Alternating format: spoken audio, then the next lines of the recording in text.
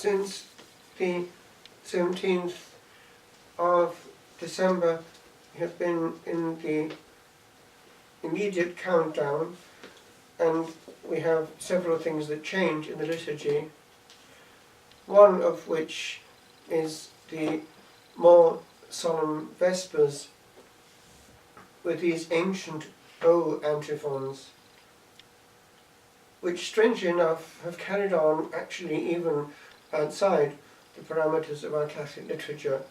One finds quite a few Anglican cathedrals, churches making use of them, in translation perhaps, but it works perfectly well. Probably remember from having heard them on tape, they all sound very majestic, and a cry from the heart of man for hope.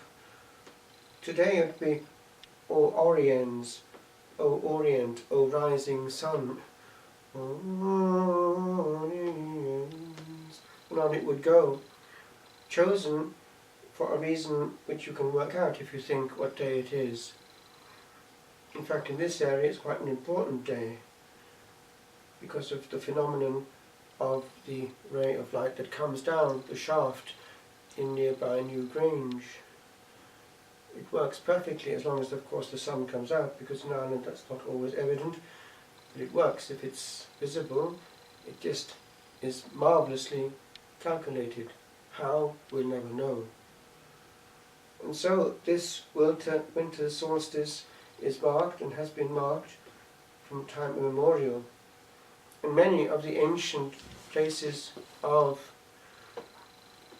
whatever it was, worship, preparation for death, all these, like Stonehenge, and the three that we have around here, Douth and Nouth, together with Newgrange itself, are linked with moments of the sun. And there's a pattern there which is quite clear. And when one in these places stops and pauses, especially if one has a moment of quietness alone without having to address the word to anyone, one can actually use even this as matter for meditation. Why? Because we see our truth and our universal behavior and pattern of existence.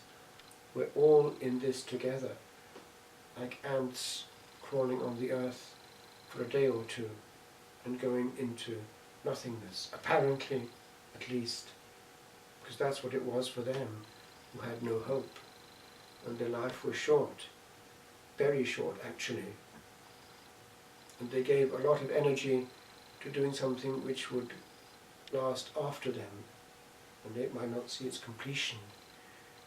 And so great monuments like the pyramids were built with this human sacrifice of sweat and labour. And by the way, Newgrange and all those, they're 500 years older than the pyramids, and they're before the invention of the wheel. So it's quite a lot of work. And yet these civilizations, if they could reach this point of perfection in some way, were not without their glory. Even the pyramids are quite puzzling. They're perfect in their trigonometry, and we know from looking carefully at the pictures that they've left all over the place down there that they had already got as far as electricity. Quite clear. The experts will tell you, yes, that was the case. They knew how to make a bulb function, the equivalent of it. And yet these civilizations can regress. Minoan culture came and went. And then there's that huge block of culture, very different from our own, that of China. Vast areas without Christian grace, where, of course, great Jesuits wanted to get eventually and conquer. But to this day, it's very difficult to penetrate the bamboo curtain. So right over the planet right now, one can ask, what proportion has actually access to the Orient, the light of grace, the truth of the Incarnation? It's not as wide as it should be. And actually, there has been a recession, a regression in many of the Christian lands themselves. Ireland is now re-entering a deep and thick darkness. And it is quite puzzling. If one looks carefully at some of the typical stores where all the decorations are out and the presents are being sold, that quite often one will find that it is a completely neutral form of decoration and even of gifts. It's subtle, but by silence it is no longer actually explicitly Christian. And therefore, in this feast among feasts, the feast of the Incarnation itself, actually it's not celebrating any longer the Incarnation at all. Whereas, only just over a month ago, Halloween was more or less explicitly celebrating something specific. And I think it was becoming fairly clear that that was the case. It's more explicit each year. And the fact that it's more or less now a public holiday says a lot.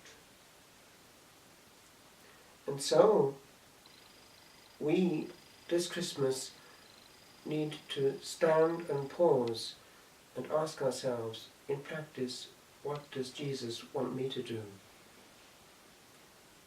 Is it not true that a new, subtle form of this finding no room in the inn is more and more his experience? Great amounts of drunkenness,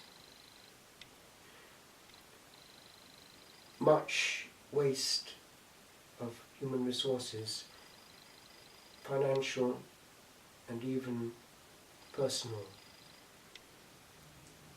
souls drained, stressed, intense mode, all for what? Is it actually for Jesus Christ? And the proof is, what are people's real moods and modes in the period? Is there actually, even on a human level, an increase in joy?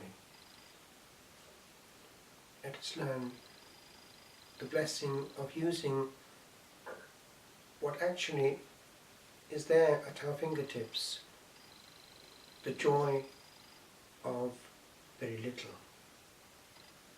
the joy of enjoying a person's company without any in-between. Do you know that it's only the person who has no needs who actually has a hope of joy? The person who has created many needs will never, ever be fulfilled. So that secret we can ask for. Lord, make me empty, easily thankful. Let me not fall into that pitfall of ever wanting what I haven't got to be at